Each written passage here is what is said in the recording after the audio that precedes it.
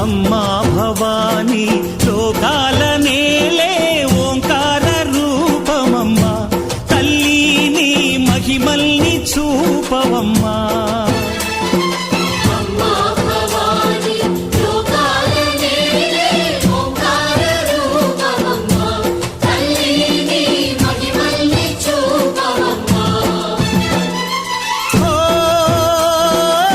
సృష్టికే దీపమా, శక్తికే మూలమా, సింహరథమే నీదమ్మా. అమ్మ దుర్గమ్మ భక్తులను దీవించుమా.